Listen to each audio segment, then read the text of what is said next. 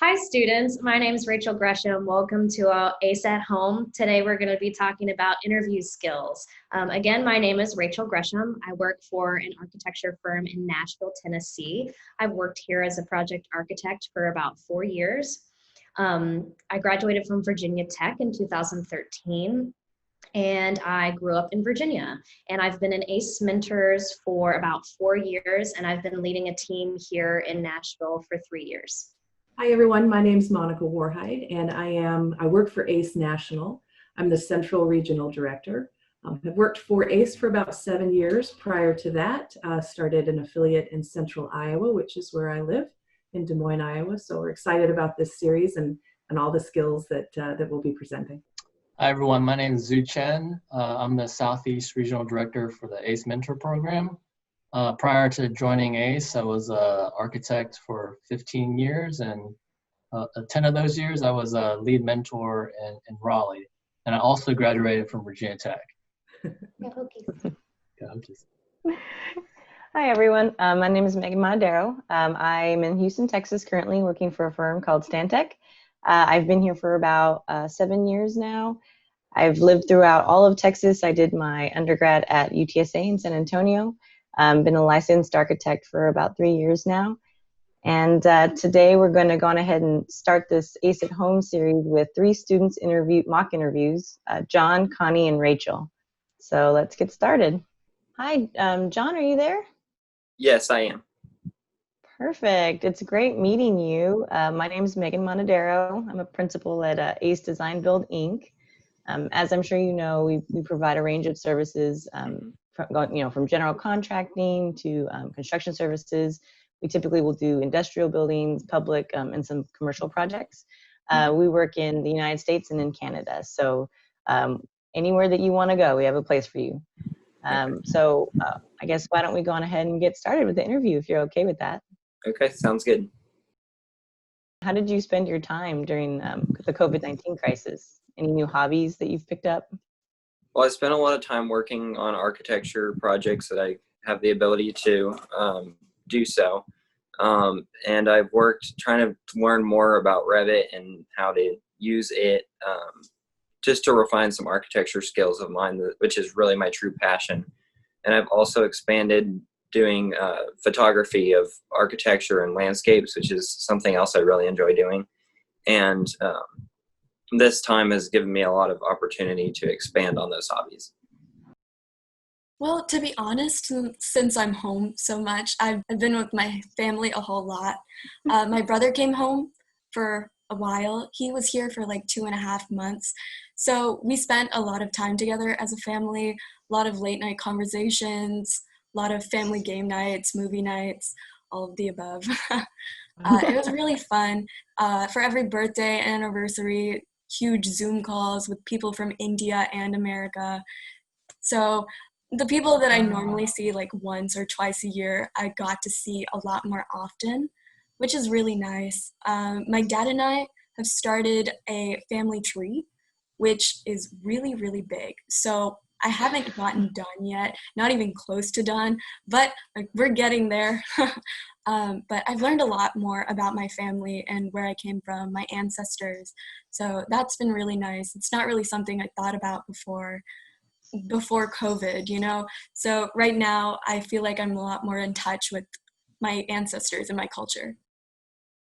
I mean, when my little brother isn't annoying me, I guess I try to read some like cool comic books or whatever. I mean, my parents are super annoying and they make me do chores all day, so I don't really have a lot of time to do anything else. But yeah, I guess that's what I've been doing. You know, it seems like a simple question to answer at first, but really, you know, it sets the tone for the entire interview. It's more of like an icebreaker question.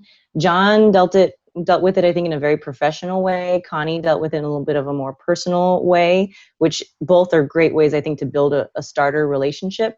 Obviously, candidate number 3 didn't have much of a connection or wasn't able to elaborate on her passion for much of anything.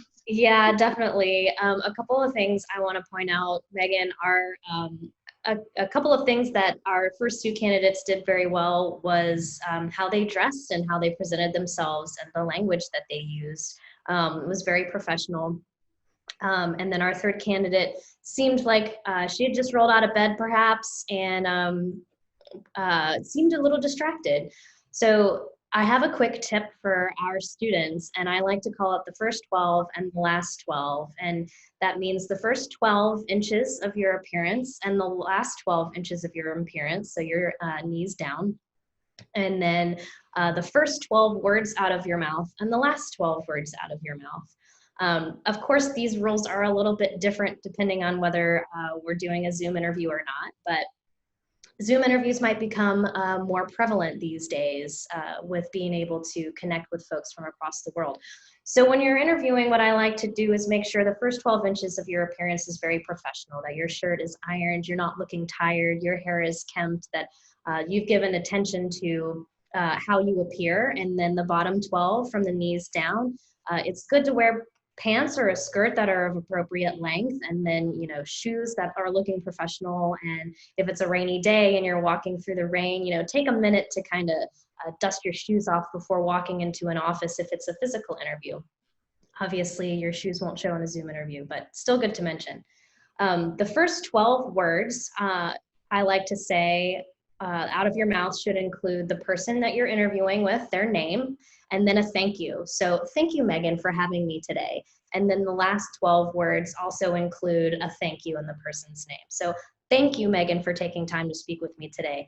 And naturally, you want to smile, you want to make eye contact, which is important in person, but also important on Zoom. I know eye contact can be a little different on Zoom, but we're trying our best, right? So what is the most exciting part, I guess, of your day at school, besides the end of the day when the bell rings? I'd say the most exciting part of the day is being able to interact with different people and being able to have people from different scenarios in life and different goals in life, and being able to, you know, communicate with them and work together on projects. I really enjoy that kind of group mentality of work. Well, every day at the end of the day, my friend and I would always go to see one of my favorite capstone teachers, Miss Hanson. She's one of my best mentors. Through high school, I've always gone to her for advice over either school things or personal things. She just gives out the best advice. And without fail, every single day after school, we went to see her. And it's honestly the thing that I looked forward to the most, because every time we would go see her, I just got a lot more happy.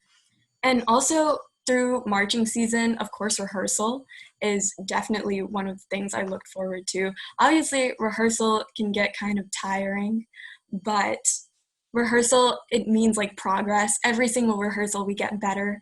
And that's what I look forward to. I look forward to getting better because I know at the end, the results will really make me a better person. Definitely lunchtime, getting to hang out with my friends. Classes are cool, whatever, but yeah, I definitely look forward to seeing them in the middle of the day. It's kind of the best part. Megan, there's a couple things I want to point out about our candidate's response to this second question. I thought John did a really great job of mentioning working with other folks. That's super important in our profession, so it's good to hear those types of things. Connie demonstrated a commitment to learning and betterment as the favorite part of her day, which I thought was a great highlight. And then for our third candidate, it seemed like social hour was the most exciting part of her day, which surely that's fun for everyone. But during an interview, that might make your interviewer think that maybe social hour is the favorite part of your workday, which doesn't shine as well as our first two candidates. What do you think? I totally agree. And this is a question that's very tell us about yourself. So I think it was really, telling that both John and Connie had, very, very strong perceptions of themselves, and they laid that out forward for us versus Rachel, the third candidate. She wasn't as articulate.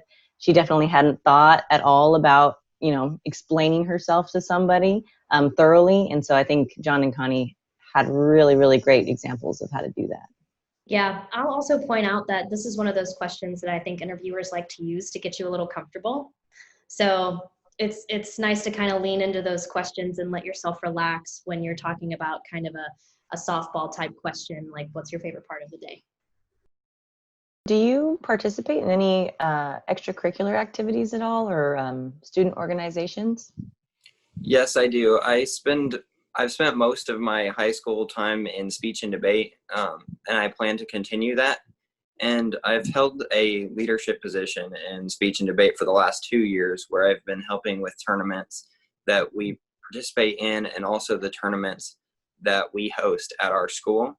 And by doing so, I've really had an opportunity to communicate with a lot of different people and build on some of the leadership and teamwork skills.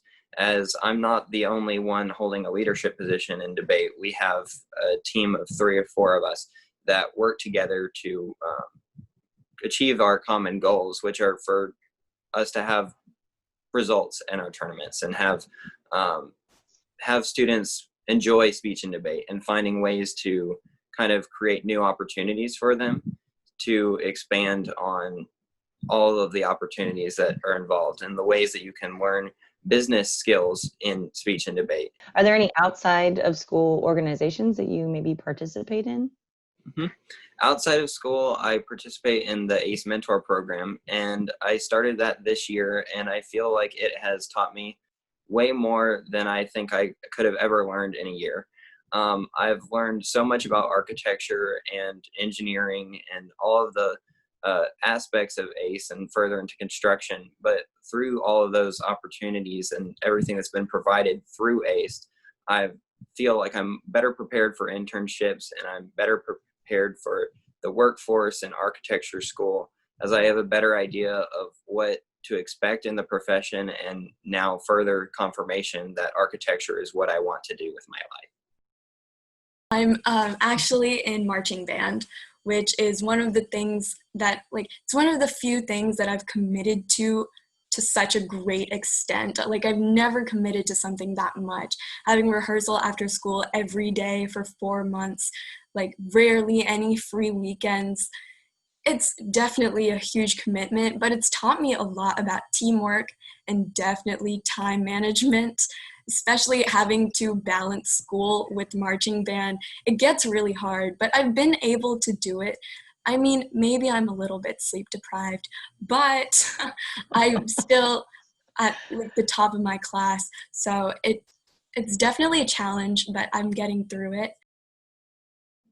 I kind of get to class and do class, and then I'm trying to just, get home to relax at the end of the day, catch some Netflix before I do whatever homework I have to do. So no, not really. This is a great question. I think the interviewers asked to see if you're standing out more as a leader or if you're more of a worker bee. Neither is bad or good. I think it's a good opportunity for students basically to elaborate on their talents, especially in whether or not you are willing to take on a new challenge or whether or not you prefer something more consistent.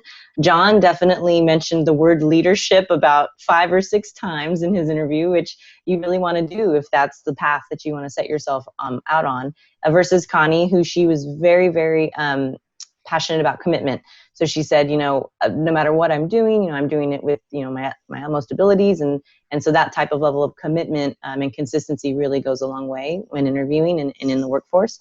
Rachel, however, she did not participate in any activities specifically. And it's not that I think Netflix is necessarily a bad thing, or they have documentaries online and for students to watch, but I really think that she could have elaborated further and given what inspires her while not watching Netflix, for instance, but she did not do that.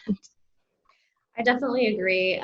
John mentioned leadership and business experience, which is totally above and beyond. I think our first 2 candidates really just stand out. And it's not to say that leadership and business experience is expected of employers, especially of high school students, but it was great that he could mention those things and definitely help him stand out.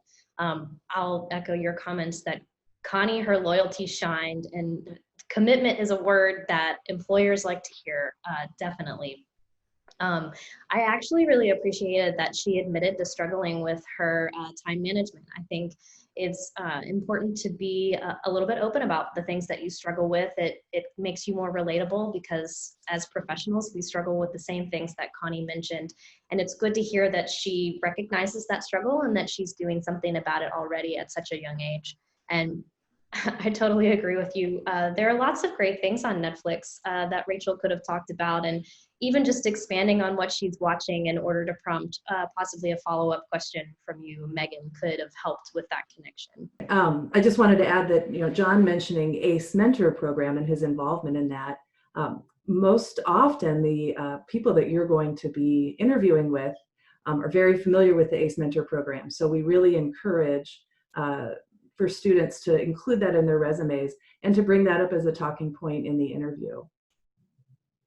Absolutely. I think participating in any industry type events just shows a proactive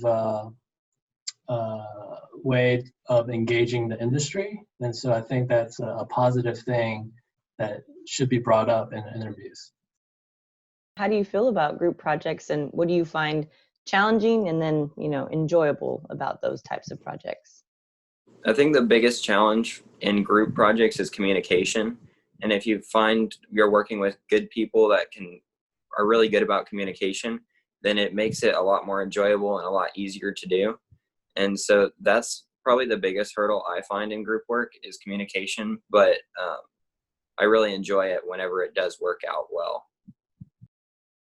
Whenever you're with a group of people that all want to be there and are motivated to do their work and do an equal part, it's really one of my favorite things to do. I love group projects. I mean, of course, whenever there are people that put in little to no effort, it can get a little bit challenging. But when you're with the right people who want to do work, it's definitely the most productive you can get. Especially whenever you work in a group, it's a lot more enjoyable and you get so many more things accomplished. So I definitely enjoy working in a group. Teamwork is a skill not many people have. I think I've acquired it over the many years I've been working in teams. So I love teamwork, but it just depends on the group of people you're with. Mm-hmm. Yeah, it always comes with a set of challenges, right? So that's good that you're able to overcome them for sure. Yeah, because I can get away with like doing the bare minimum, I mean, delegate, right? Get everybody else to do your work so that you can kind of kick back and do whatever, and you get the grade. So it's cool, right? I really like this question because in the ACE industry, it really is about group projects, isn't it? Basically, any kind of project that you're going to be working on in the ACE industry is just a massive group project. So what I loved about John's response is that he mentioned a lesson learned, which shows that he had experience with group projects and was even astute enough to reflect on that experience while answering the question. What I loved about Connie's response was her energy and the level of communication that she mentioned, which is so important in the ACE industry. What I thought was interesting about candidates number 3 responses is she told us a lot about what we needed to know. She's might not be a great fit for the ACE industry since her adversity to group projects was so apparent. I don't think she and Connie would get along in a group very well. Do you, Megan? Definitely not. I don't think John or Connie would really want to be a part of that group. But yes, I think John, it was really great that he stressed communication, because that's something all of us struggle with. And the fact that he, exactly like you mentioned, the fact that he understands that at such a young age, he's obviously worked with many groups and teams before, and he's been successful in that.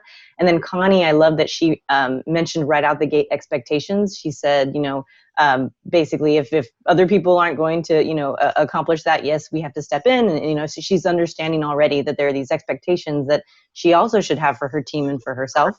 And I thought it was hilarious, Rachel's comment about delegating.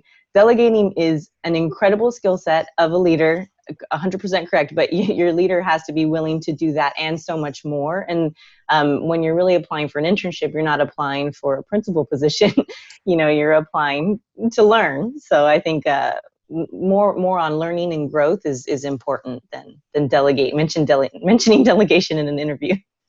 Agreed.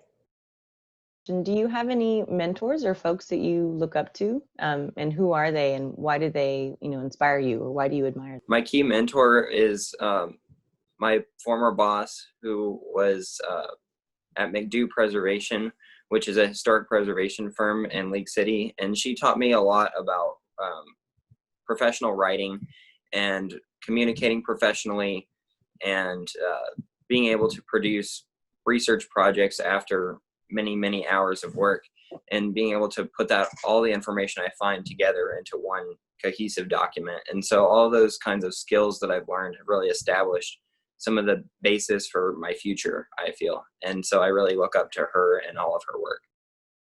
Outside of school, my brother is definitely one of my biggest mentors. He and I are very like-minded in many aspects. We have a lot of the same passions, which definitely allows me to go to him for advice a lot more, and it becomes a lot more valuable to me because he is part of my family. So I definitely think my brother is my main mentor in life.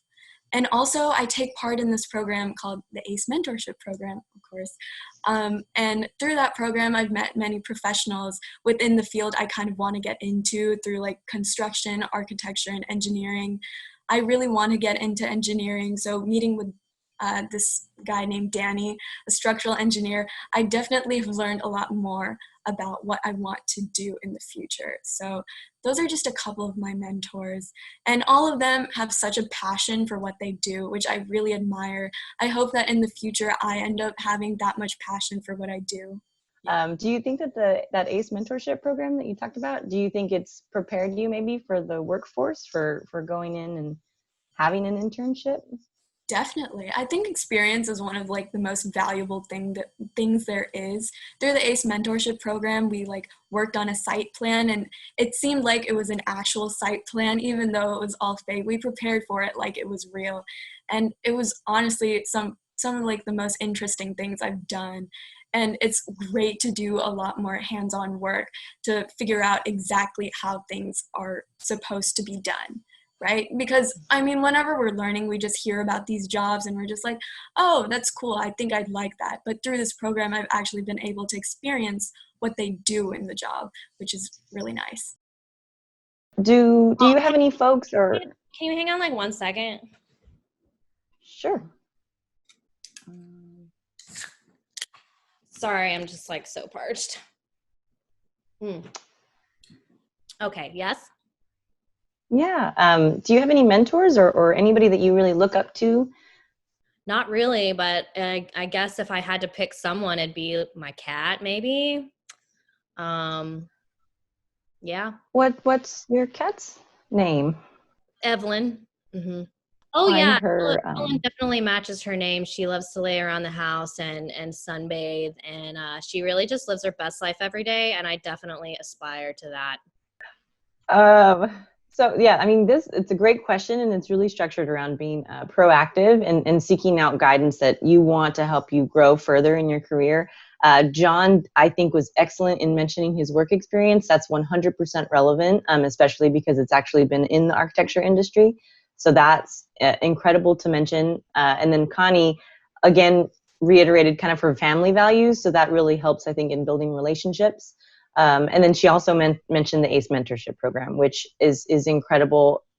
Just like Monica said earlier, it's a great way to meet people in the industry and then to learn more about the industry and to move forward and grow quicker in the industry. Rachel, please don't ever in a virtual interview crack open a Coke, because that's not what you want to do. And I think, it's a funny thing for her to say, oh, her cat Evelyn inspires her, but maybe she could have gone further with it. But at that point, her favorite part, sunbathing and laying around the house of the cat's life, there wasn't quite a follow-up question to that. I didn't know how to follow that up. Yeah, I think those are really great points. I'll expand. I thought Connie, she started to light up when she got a little more comfortable when you asked the follow-up question, which she gave you enough information for you to follow up with a question. And she really started speaking from a place of passion, which was really beautiful to see. Yes, it's important for our third candidate maybe to realize that and interruptions are not really a great thing during any interview, especially a Zoom interview. She seemed distracted and was quite rude to you, Megan. I'm so sorry for that. But also, yeah, you're right. She didn't give us any ammo for a follow-up question either. So I totally agree. The last thing that you kind of sought out knowledge for that maybe wasn't for school? Probably the last thing that I was looking into was just ways to develop and improve my photography skills. That's what I've really been looking into recently, and also expanding on like my social media presence with my photography and finding ways to build a following with my photos. Well, I got super curious and bored one day, so I wanted to Google what happens when you pour salt on snails. Me and my little brother were just really bored, so we were like, let's go see if we can find some snails in the backyard and see what happens when we pour salt on them. It's super cool and rad and gross if you've ever done it, but totally worth it. Definitely learned something. Animal cruelty. We'll add that to your resume. I think this is a great question to ask during an interview. What's the last thing you sought out knowledge for that wasn't for school? It shows that students are interested in things that are self-led. So taking initiative to learn things on their own, especially during the pandemic when it seems we all have a little bit of extra time on our hands. John answered it so well with the photography response. It shows that he's interested in something artistic, something that might not be offered at his high school, and he's actively seeking knowledge out on that. Rachel's response, our third candidate's response, could have gone many ways after the first portion of it. While high school is a great time to explore things and have fun and do wild, crazy things, perhaps she could have chosen something else to expound on during an interview that wasn't so questionable. What do you think, Megan? I completely agree. And John's response was very well put together. He's looking towards self-improvement, which is something that you always want from a future new hire. Rachel, on the other hand, nobody wants, an employee who's going to put salt on slugs. That's not something that we were looking for in a potential new hire. Do you have any questions about our firm or what we do? So I was curious as far as the scope of the work that you're going to be doing at NASA, what you anticipate, like the timeline on that, how long your company is going to spend working to do the NASA project. So it's definitely going to be a 10+ year project, and it's ongoing. It'll be, obviously, we're designing the Orion spacecraft, so we're going to not just be housing the facilities for that, for developing that spacecraft, but as well as additional buildings throughout the campus. So it's going to be, I would say, a 10+ year project. We won't be short on work for some time. Yes, actually. I've looked into your project with the Johnson Space Center to build the Orion spacecraft, which I found really, really interesting. Would I be able to shadow multiple disciplines within that specific project? Because I know I'm interested in a couple different sides of things, so I would love to see how different professions work. Certainly, we'll be able to take you, not just be stuck at a desk all day, but you will get desk time. You'd be able to maybe even work on some proposals with us or some presentations that we're going to go on ahead and give to the client. You'll also probably have some 3D modeling aspects to the job, which would be on the computer. But we also want to try to get you out into the field. So that's our goal as well, for you to get a little bit more hands-on activity. I don't think you'll be building anything per se, but you'll be able to observe, certainly. That was actually my next question. I was about to say, what's the work environment like? Like, what would we be doing? So how are the people, the professionals that work? Like, what's the work environment like? So I definitely can speak for our Houston office. We have a great group of people, very supportive, and speaking in terms of mentorship and growth. We always try to take our interns out to the site to make sure that they're understanding full circle what we do. And we also try to even give them some client interaction. So we want to make sure that you're going to have a more holistic experience instead of just being stuck drawing a detail or something all day long. We want to make sure that you get experience with all the different disciplines, and we want to make sure that you're getting a good experience. And I will say the people in Houston are some of the best that I've ever worked with. Yeah, I was wondering how much you guys might pay me for my summer. You know, I got some goals and things to purchase. I'm just curious. Well, we definitely pay far better than minimum wage. After we kind of evaluate every single candidate, we go on ahead and we have a couple of follow-up interviews, and then we'll have you speak to our HR. And that's kind of when they have a more detailed breakdown of your salary and everything. Cool, cool, cool, cool, cool, cool, cool, cool, cool. Is there free coffee at the office? There is free coffee. Oh, Yes, cool. lots of free coffee. Yeah. Nice. We You know, even have donuts on Fridays. ooh, I gotta kind of like take that morning slow. It takes me a while to get going, but free coffee definitely can get me there. So, So, did you have any other questions about the work we do, or why were you specifically interested in, an architecture, construction, engineering firm? I'm gonna be honest. I need the job. Need the job. Yeah, yeah. Okay. This is a great question. It's probably one of my favorites, even interviewer and interviewee, because you're getting to talk about the work and everything that you're doing day to day. So it's super important, I think, to answer your interviewer in a way that is kind of giving good dialogue back and forth to what you're going to be doing on a daily basis. So John, it was great that he had done research on the company. He knew the scope. He was asking about scope of work and the timeline of the project. Connie, I think it's incredible that she asked about the culture of the company. That's very rare, actually, for an intern to be asking questions like that. So I think that shows a lot of growth on her part, even initially. And then she had a bunch of, I just could have followed up questions with her all day long because she was so intriguing, and the questions she was asking were really creating a good dialogue between her and I. Rachel, on the other hand, she only cared really about the money.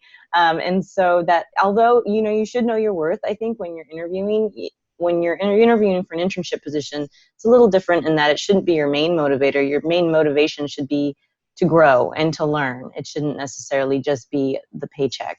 So I agree. I'll add, it was very clear that John and Connie took the time to research the company that they were interviewing for and had enough familiarity to ask intelligent questions about the work, which shows that they're interested, and that's really good for an interviewer to see. I will reiterate, yes, culture is so important. You can be happy doing work just about anywhere, but if you don't enjoy the people or you don't think you might be a good fit with the others that are working there, it doesn't really matter what you're doing. You probably won't have a good time. And for our third candidate, Rachel, it is important to talk about those types of things, but even if she was going to talk about those things in a more appropriate way, that was not the way to ask. And it showed that she really didn't know who she was talking to either that day. what types of software have you utilized, and in what capacity? I've used Revit to design some basic models. I've used SketchUp for more basic modeling. I've pretty proficient in Photoshop and Lightroom for photo editing, which are some things I've more recently taught myself, but I've spent a lot of time working on. And I know a lot of CAD programs that are more applicable to 3D printing and laser cutting and those kinds of things that I've done at school, as well as Inventor, which more engineering side of Autodesk that I've learned as well. Do you like using Inventor? Yes, I do. I really like the 3D way that it builds instead of the 2D concepts of Revit are a little bit more difficult, but I do enjoy both.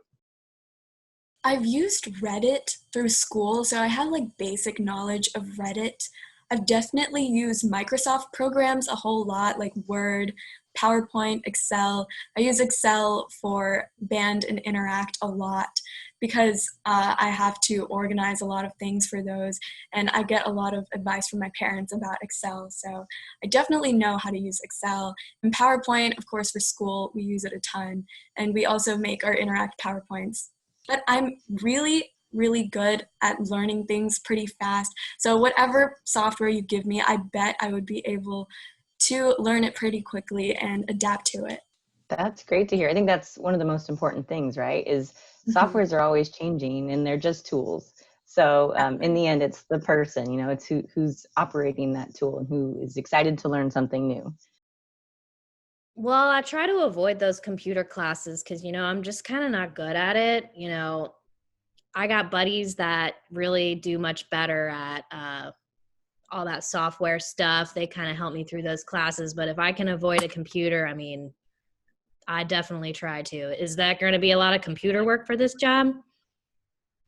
We do use computers for just about everything Okay. that we do. But we do have, other areas, certainly, a lot of field work as well. So if you really like getting your hands dirty with getting involved with our construction team, that might be a great fit for you, Yeah, that if sounds that's something that interests you.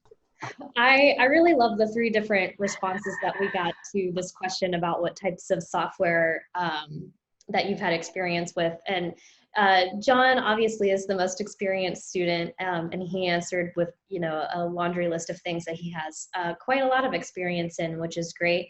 Connie, on the other hand, didn't have as much experience with Revit and industry-specific tools. However, what she did do, which I thought was great for an interviewee to be able to do, was play up what she does know.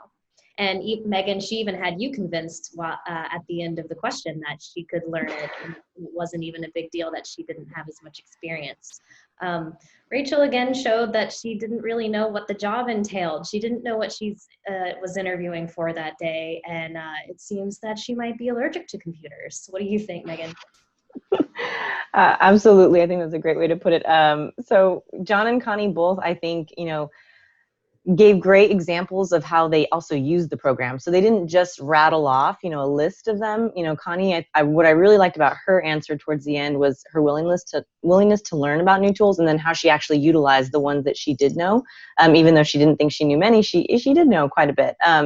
And Rachel, I think it was really funny. Another way she could have phrased the answer is, instead of saying she's allergic to computers, she could have, steered the conversation more towards hands-on work and said, I'm willing to learn about computer, programs, but I really shine with, person-to-person contact, or I really shine out in the field, or something like that.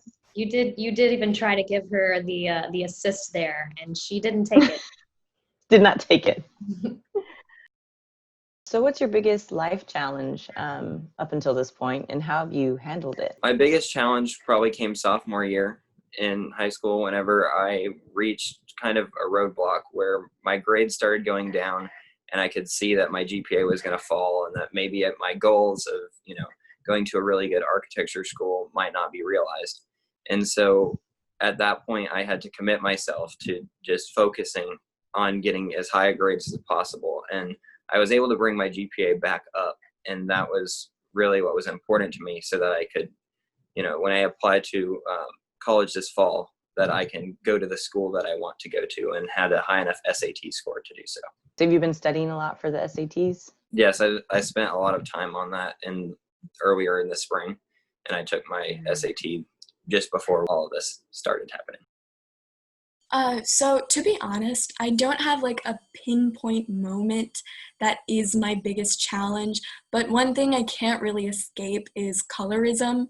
In India, it's one of the biggest things there is. It's that idea that lighter skin equals success and more beauty, and I'm definitely on the darker side of Indians. So the judgment that I get from family and the Indian community that's here, it definitely drove my motivation to accomplish things way down at one point. But to be honest, I've overcome that a lot, and I've taken their judgment and turned it into more of a challenge that more of something I want to challenge. So I've made it to where those judgments help me accomplish more things. I got nothing. I got nothing. I don't know. Mom, stop. Oh, come on. I'm on an interview. Jeez. Oh, sorry about that.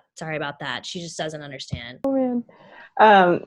So this is an amazing question, where a company really wants to know whether or not you're eager and capable to take on difficult obstacles, not just within life, but if you're doing it within life, you're going to do it in the workforce.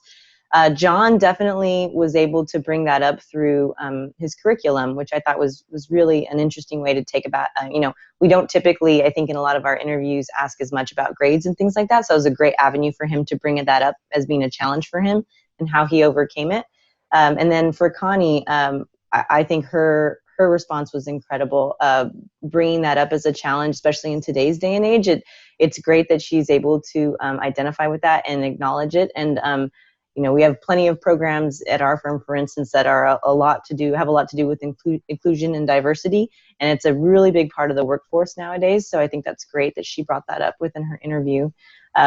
Rachel, I almost felt bad for her mom getting thrown, a shoe at her face, probably. So I don't think that was very mature whatsoever, or an attitude that you would want to have whenever you're conducting an interview. But what do you think, Rachel? I definitely agree with your comments, Megan. I thought John and Connie showed a level of maturity and self-reflection that we like to see in high school and college interviewees. It shows that they're introspective and that they've thought about some challenges that they faced in their life and showed resiliency and determination, and even have a futuristic outlook on those items. And I think candidate number 3 gives us a very good opportunity to talk about a little bit of webcam or Zoom etiquette when it comes to interviewing. And it's to make sure that, the folks in your house know what's going on, and that they know what you're doing and where you're set up, and that they can respect the time that you have on the phone. And also, not everyone has terrible challenges in their life or huge obstacles, but Rachel just showed a lack of maturity in lots of different ways. And she could have even handled her mother entering the room in a different way that would have not been so jarring. Last questions I have for you is, what do you want out of this internship? What would you want to experience? I've spent a lot of time kind of seeing the principles behind and like the concepts of architecture, volume and space and those kinds of concepts, but I really want to get into the more like practical applications of architecture skills and more into the design of actual buildings, and just seeing what that's like, or maybe being able to participate in those kinds of activities while also being able to kind of develop more of those professional skills that I've already learned with my former job, and kind of moving those forward and finding new ways to find solutions to problems. This internship offers insight into architecture, construction, and engineering, which, as I said, is really the field that I want to get into in the future and what I want to really learn about in college. So having this job, this internship as experience, knowing that experience is one of the things that's like always looked for the most whenever looking for a potential hire. I know that experience will help me better understand what I'm getting into and what I want to do in the future. It'll propel me to greater success and accomplishing my aspirations, starting with like providing for myself. That's always been one of my biggest goals. In the future, I want to be able to provide for myself without any help, and becoming an accomplished individual of color and a female. That's also one of my biggest aspirations. I know that being a female of color is always really hard in any industry.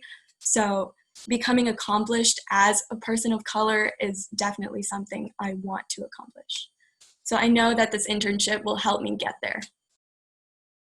I just need the dough, I want to go out for the weekend with my girls and all that good stuff. So yeah, I'm just hoping for some good pay and a good time. This question is really great because what an interview was getting at when they asked, what do you want out of this internship, is your intent. And really what any company is hoping to find in a high school or a college interviewee is the willingness to learn.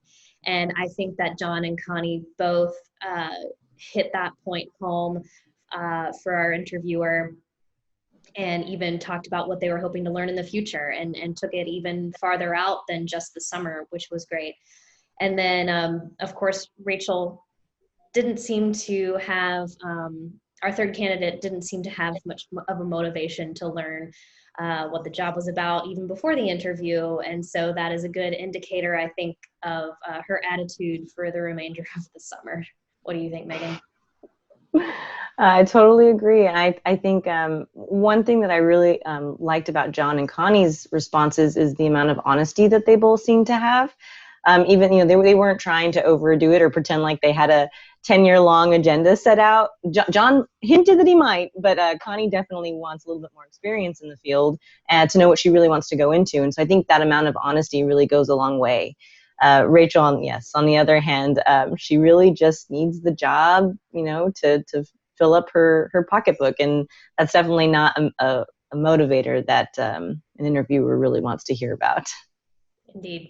Did you guys have any advice on after the interview, what you should do?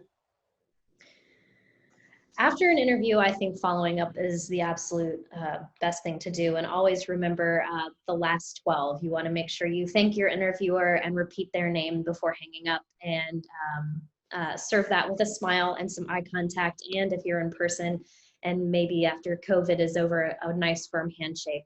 I am a little old fashioned. I think I love dropping a handwritten thank you note. I think it's a level above, but whether you want to go the extra mile and do a handwritten thank you note, definitely at least send a 3 to 5 line thank you email and have very specific things listed in that email that you all talked about, and mention the company again and why you would be valuable to them. And I think that's perfect, exactly what Rachel mentioned. And I think the handwritten note really says a lot. I think anything that is more personable nowadays, especially with everything going on, everything being virtual, I think having that personal touch is really going to make a difference. And not everybody does that. So I think that's a great idea. Yes. Yeah.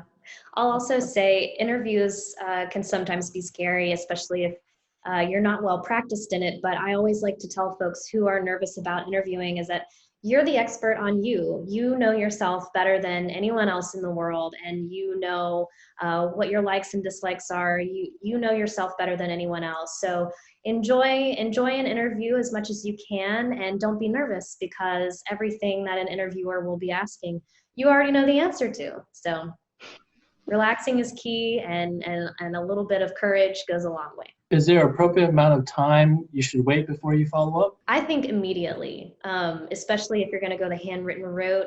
Sometimes I'll keep note cards in my car and stamps in my car, and write the thank you note immediately after and drop it in the nearest mailbox, because it'll take a couple of days to get to them. And then with an email, I would say perhaps a day, just so that they have time to move on, but then you're also reminding your interviewer, hey, we had a great time chatting yesterday, and by the way, thank you again. And I'll start with Rachel, and it was said a few times, but her lack, it wasn't just her lack of maturity, it was her lack of interest that came across so strong. When she said it was just a job, she needed the money, she really wasn't interested in this industry. At least that's what came across to me. John showed knowledge, leadership, and hard work in all of his answers.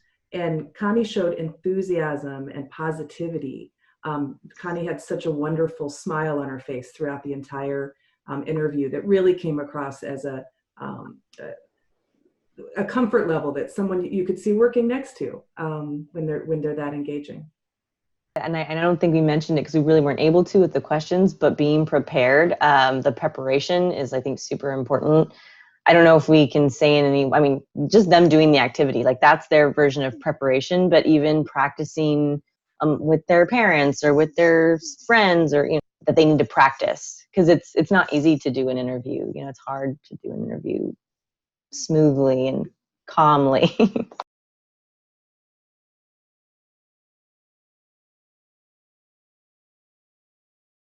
Me too. Okay, have a good Me afternoon. too. Let us know what you need. Thanks, everyone. Thanks.